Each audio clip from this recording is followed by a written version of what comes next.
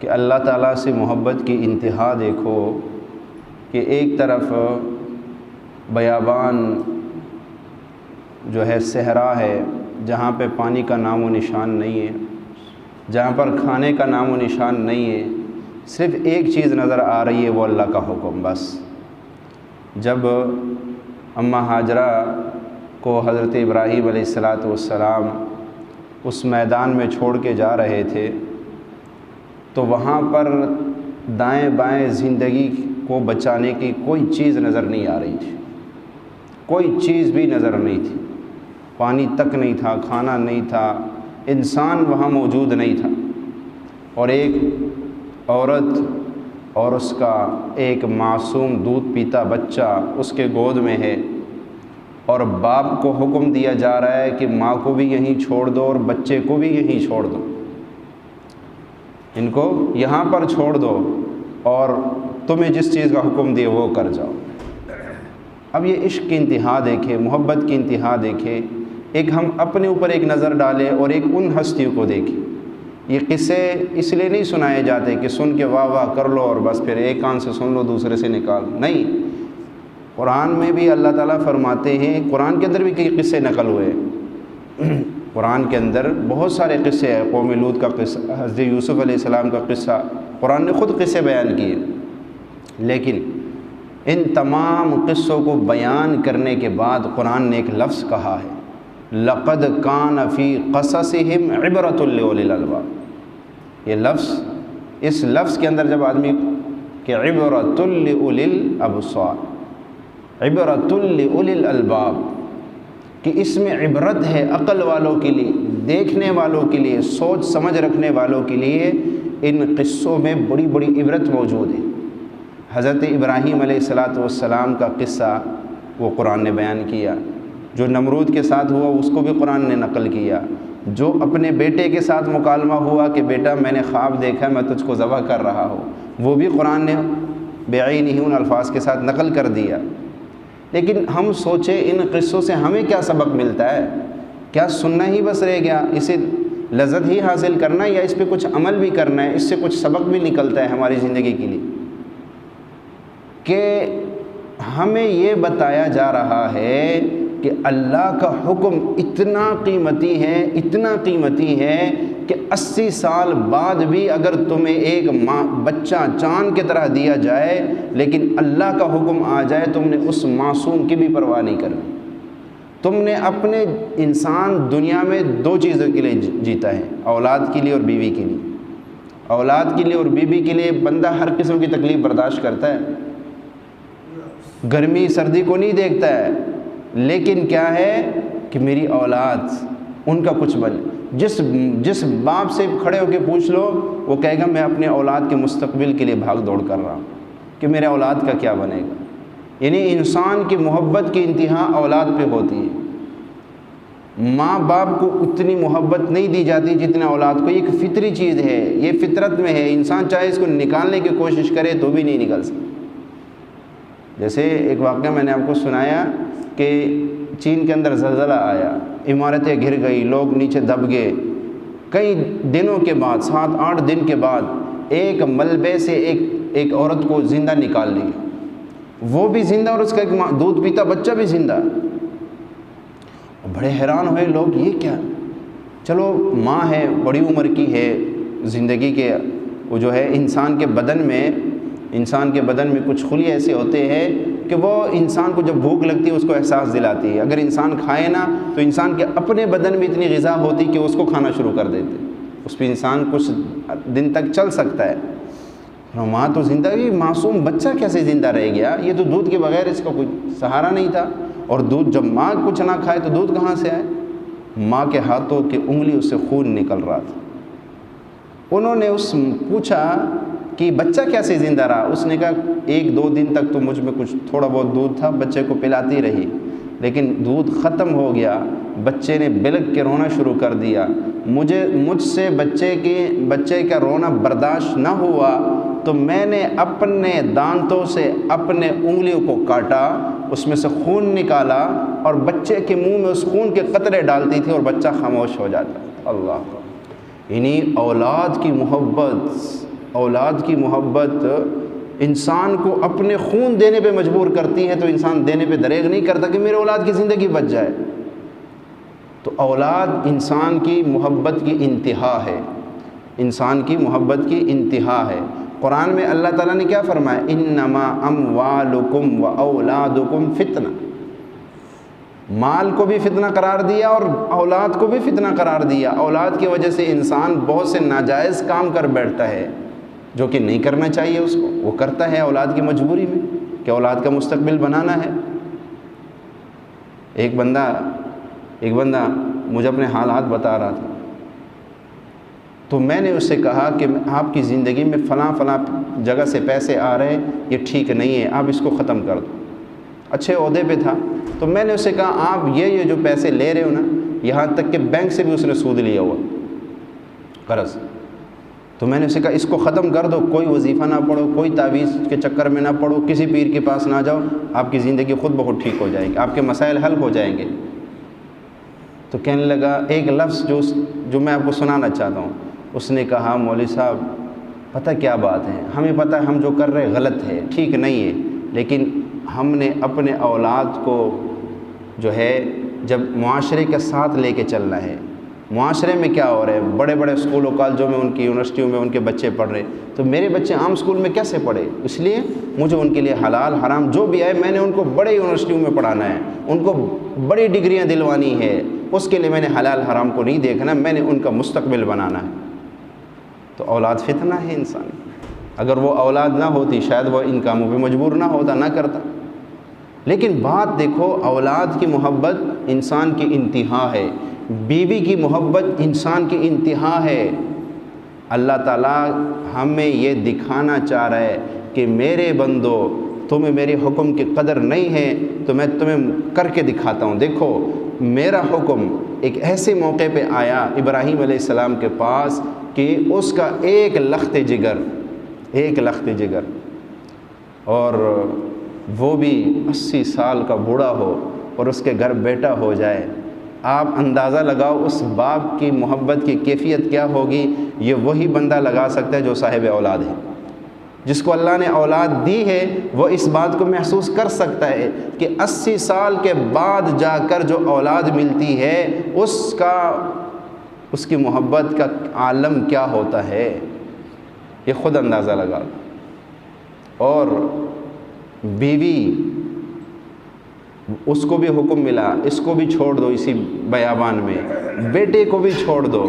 سنو، جو چند پیسوں کی خاطر نماز کو چھوڑ دیتے، نماز بھی اللہ کا حکم ہے، وہاں سجدے کا حکم نہیں دیا جا رہا ہے، وہاں پر قیام کا حکم نہیں دیا جا رہا ہے، وہاں پر تسبیح پڑھنے کا حکم نہیں دیا جا رہا ہے، بس جاؤ یہاں سے، حکم ہے میرا، امتحان ہے۔ ابراہیم علیہ السلام آگے چلے، بیوی پیچھے سے پکار رہی ہے، ہمیں کس کے حوالے کر کے جا رہے ہو، ہمیں کہاں چھوڑ کے جا رہے ہو؟ بس ایک لفظ کہا، آخر بیوی سمجھدار تھی، کہا کیا اللہ کا حکم ہے؟ ابراہیم علیہ السلام نے بس ہاں اللہ کا حکم ہے، اتنی بات کہی، پیچھے مڑ کے بھی نہیں دیکھا۔ معلوم ہوا کہ اللہ کا حکم آ جائے سب کو بھلا دو۔ حضرت امی عائشہ رضی اللہ تعالیٰ عنہ فرماتی ہیں کہ جب اذان ہوتی تھی تو اللہ کے نبی صلی اللہ علیہ وسلم اس کے بعد ایسے ہو جاتے تھے جیسے ہمیں پہچانتے ہی نہیں تھے، اپنے گھر والوں کو بھی نہیں پہچانتے تھے کہ تم کون ہو۔ آپ کی حالت یہ ہو جاتی تھی کہ آپ اپنے گھر والوں کو نہیں پہچانتے تھے، آپ نماز کی تیاری میں لگ جاتے تھے، گھر والوں کو بھی نہیں پہچانتے تھے۔ کیوں؟ اللہ کا حکم آ گیا، اس کے بعد کسی کی کچھ نہیں چلے گی۔ اور ہمارے یہاں کیا ہوتا ہے، کئی نمازیں چھوڑ دیتے، ہم نے اللہ کے حکم کو کس درجے میں لا کے رکھا ہوا ہے، ہر بندہ لے۔ یہ واقعات تو ہم ہر سال سنتے ہیں، اس دفعہ ذرا اس سے سبق حاصل کرو کہ اللہ کا حکم آ گیا، اچھا وہ امتحان میں کامیاب ہو گیا، چھوڑ دیا، معصوم بچے کو بھی چھوڑ دیا۔ لیکن اللہ کہتا ہے میرے بندے، ایک میری چاہت ہے، ایک تیری چاہت ہے، ہوگا وہی جو میری چاہت ہے۔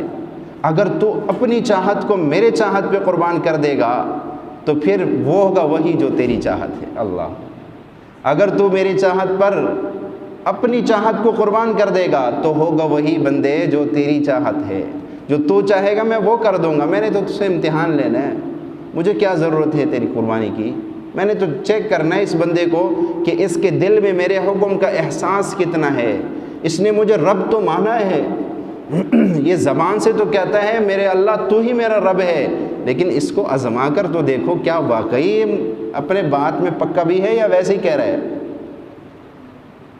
تو ابراہیم علیہ السلام نے اپنے معصوم بچے کو بھی چھوڑا، اپنی بیوی کو بھی چھوڑا، زندگی بچانے کا کوئی چیز وہاں نظر نہیں آ رہی ہے، اور چل پڑے، وہاں سے چلے گئے۔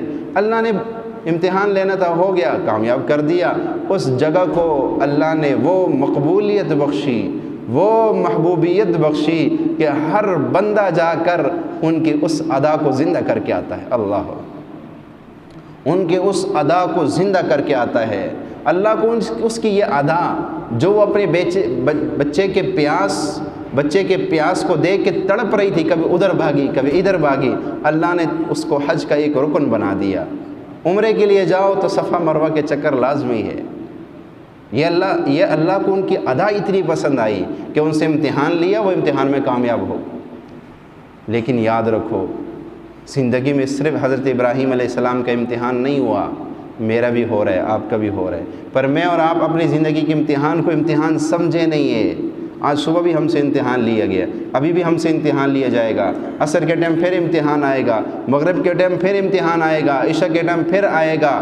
جھوٹ اور سچ کا مقابلہ ہو تب بھی امتحان ہوتا ہے، حلال اور حرام کا مقابلہ ہو تب بھی امتحان ہوتا ہے۔ لیکن کبھی ہم نے اس کو امتحان سمجھا ہے؟ یار ایک وہ حکم تھا، ابراہیم علیہ السلام کو حکم دیا اپنے بیٹے پہ چھری چلا دو، میرے نام پہ قربان کر دو۔ ابراہیم علیہ السلام نے فوراً حکم کی جو ہے تعمیل کی اور کر گزرے۔ اور مجھے بھی حکم ہوتا ہے، میرے بندے اب تجھ سے بیٹے کی قربانی نہیں مانگ رہا ہوں، تجھ سے جان اور مال کی قربانی نہیں مانگ رہا ہوں، تجھ سے اتنا کہہ رہا ہوں کہ اپنی دنیا کو چند لمحوں کے لیے چھوڑ کے میرے در پہ آ جا۔ ہم کہتے ہیں ٹائم ہی نہیں ہے ہمارے پاس، ہم کہتے ہیں ٹائم ہی نہیں ہے۔ ابراہیم علیہ السلام کو خواب میں حکم، وہ اپنے بیٹے کو کیا کرے؟ یا بنی انی ارا فی المنام انی اذبحک فانظر ماذا تری، میں نے خواب دیکھا میرے بیٹے، میں تجھے ذبح کر رہا ہوں، فانظر ماذا تری، تو بتا تو کیا چاہتا ہے؟ تو بیٹے نے کیا کہا؟ یا ابت افعل، اے میرے ابا جان آپ کر گزریے جس کا آپ کو حکم دیا، انشاءاللہ من الصابرین، آپ مجھے صبر والوں میں پائیں گے، آپ مجھے صبر والوں میں پائیں گے، آپ اپنے حکم کو پورا کیجئے۔ اور آج ہمیں بھی تو روزانہ یہی حکم ہوتا ہے، اے میرے بندے آ جا، حی علی الصلاۃ حی علی الفلاح، آ جاؤ نماز کی طرف، جس چیز میں تم کامیابی ڈھونڈ رہے ہو۔ یہ فلاں کا لفظ اذان میں کیوں لے کر آئے ہیں؟ فلاں کا لفظ اس لیے لے کر آئے ہیں کہ حی علی الصلاۃ، جو نماز پڑھے گا کامیابی اسی کی ہے اصل، مال والے کو کامیابی نہیں ملے گی، یاد رکھو۔ جو دنیا کے پیچھے بھاگ رہے وہ کامیاب نہیں ہے، جو نماز قائم کرتا ہے۔ پہلے نماز کا ذکر ہے، حی علی الصلاۃ، آ جاؤ نماز کی طرف، پھر حکم کیا ہوتا ہے؟ حی علی الفلاح، آ جاؤ کامیابی کی طرف۔ اصل کامیابی نماز میں ہے، اصل کامیابی اللہ کے آگے سر کو جھکا دینا، اس میں کامیابی ہے۔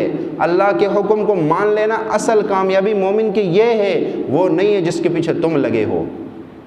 قرآن نے اس کامیابی جس کو ہم سمجھ کے بیٹھے ہوئے، جس کے لیے جھوٹ سچ کسی سی چیز سے دریغ نہیں کرتے ہیں، دھوکہ خیانت جو ہو جائے کر گزرتے ہیں، اللہ کہتے ہیں نہیں، اس میں کامیابی نہیں ہے، کامیابی نماز میں رکھی ہوئی، آ جاؤ اس کی طرف۔ تو ابراہیم علیہ السلام کو حکم ملا، انہوں نے حکم کو پورا کیا، اللہ تعالیٰ نے آج بھی ان کا نام زندہ کر دیا۔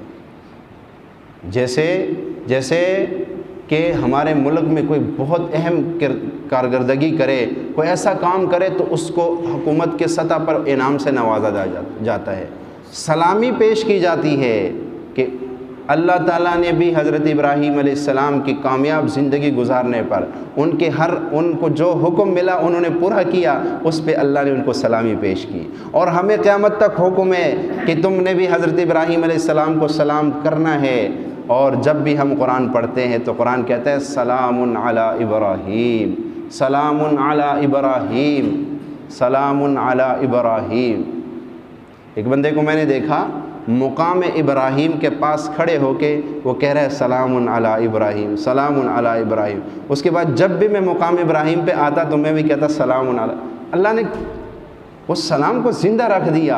اور آپ کو پتہ ہے سلام کتنی بڑی دعا ہے، کتنی بڑی دعا ہے جو ہم کہتے ہیں نا السلام علیکم، ان کے الفاظ پہ غور کرو، اس کے اندر کتنی بڑی دعا ہم اگلے بندے کو دے رہے ہوتے، آپ سوچ بھی نہیں سکتے۔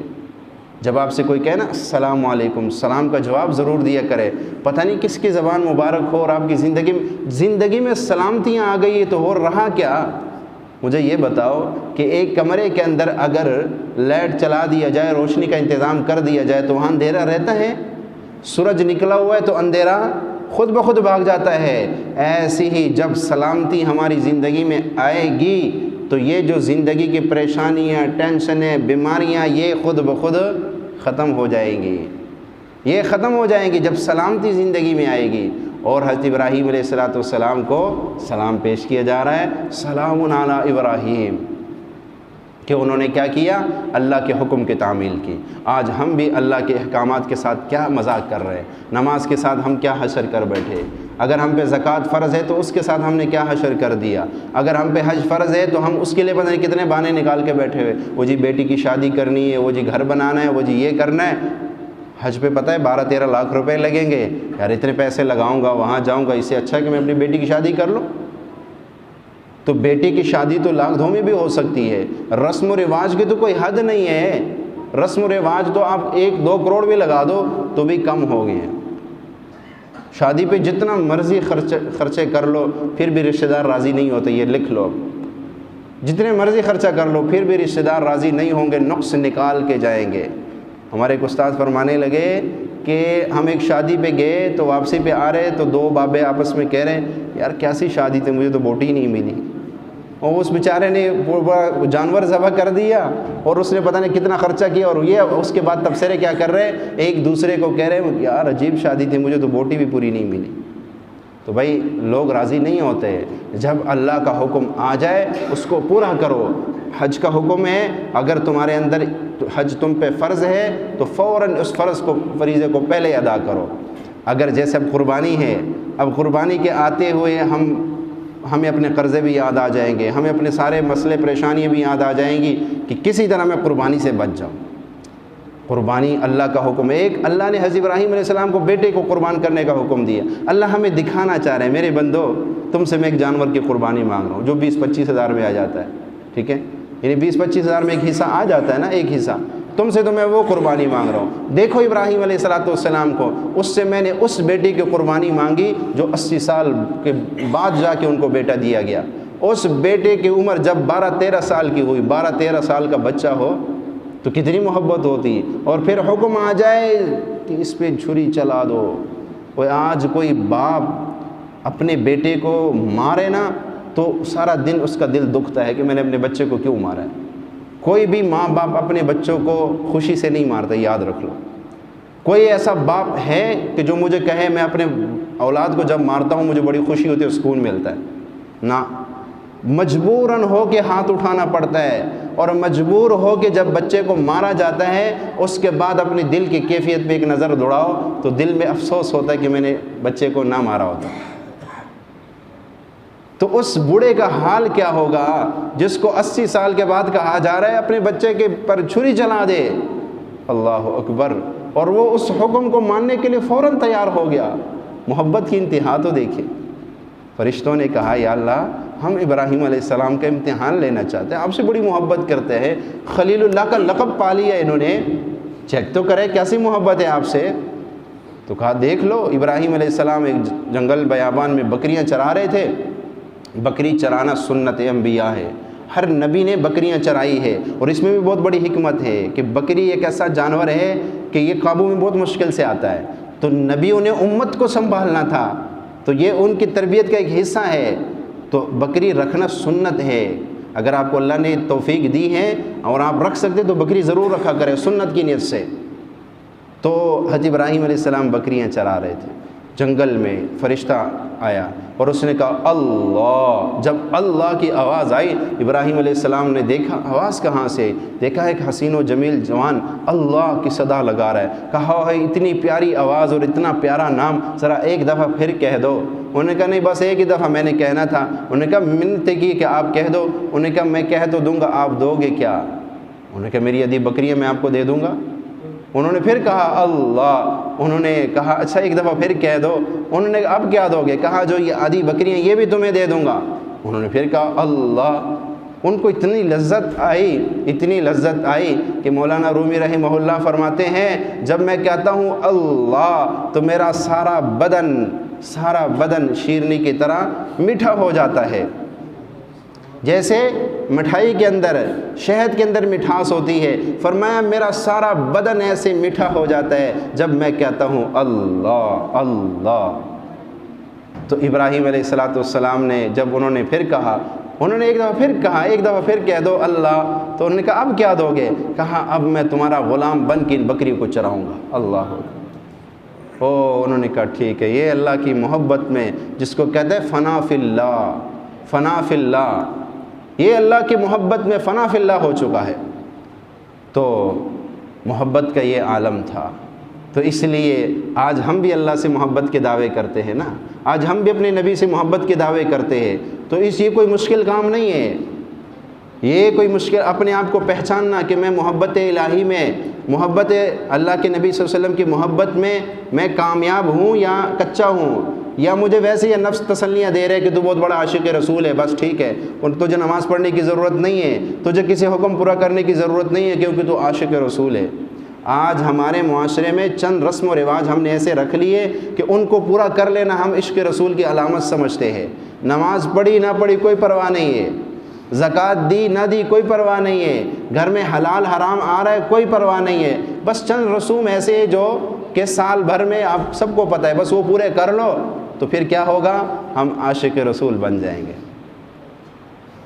عاشق رسول ہم سب نے بننا ہے, اور ہماری زندگی کا ہمیں یہ حکم دیا. اللہ کے نبی نے فرمایا لا یؤمن احدکم حتی اکون احب الیہ من والدہ وولدہ والناس اجمعین. تم میں اس وقت تک کوئی مومن نہیں ہو سکتا جب تک کہ وہ اپنے اولاد سے, اپنے ماں باپ سے اور اپنے جان اور اپنے مال سے بڑھ کر مجھ سے محبت نہ کرے. لیکن اب ہم نے یہ دیکھنا کہ محبت کا پیمانہ کیا ہوتا ہے. محبت کہتے کس کو ہے کہ ہم کہیں کہ ہاں میں میرے دل میں اللہ اس کے رسول کی محبت ہے. تو قرآن کہتا ہے قل ان کنتم تحبون اللہ فاتبعونی یحببکم اللہ. اے نبی ان سے کہہ دو اگر تم اللہ سے محبت کرتے ہو تو پھر میری اتباع کرو. تو اللہ کے نبی کی ہم کتنی اتباع کر رہے ہیں یہ ہر بندہ سوچ لے. تو لہٰذا محبت اس کو کہتے ہیں کہ ان کی مکمل اتباع کی جائے. تو اب قربانی کا اللہ کے نبی صلی اللہ علیہ وسلم نے فرمایا کہ جو بندہ باوجود استطاعت کے قربانی نہ کرے فلا یقربن مصلانا, وہ ہمارے عیدگاہ کے قریب بھی نہ آئے, قریب بھی ہمارے عیدگاہ کے قریب. ایک بندہ کمرے میں داخل ہو رہا ہے, اب اس کو کہتے ہو بھائی اندر نہ آنا, بھائی اندر نہ آنا, یہ حکم کچھ اور ہے. ایک آدمی داخل ہو رہا ہے, اب اس کو کہتے ہو ہرگز اندر نہ آنا. حکم دونوں ہے لیکن فرق ہے. پہلے میں سختی نہیں, دوسرے میں کیا ہے, سختی ہے کہ آپ نے کہا ہرگز نہیں آنا. یہ جو حدیث کا آخری حصہ میں نے ہے فلا یقربن, یہ نون ثقیلہ ہے, اس کا مطلب کیا ہے, ہرگز بھی وہ ہماری عیدگاہ کے قریب نہ آئے. سختی سے منع کر دیا کہ وہ ہماری عیدگاہ کے قریب بالکل نہ آئے. ایک اللہ والے کا واقعہ میں پڑھ رہا تھا, انہوں نے لکھا ہے کہ ہمارے ایک بھائی تھے, غریب تھے, قربانی ان پہ واجب نہیں تھی, لیکن اس کے باوجود وہ ہر سال قربانی کیا کرتے تھے, ہر سال قربانی کرتے تھے.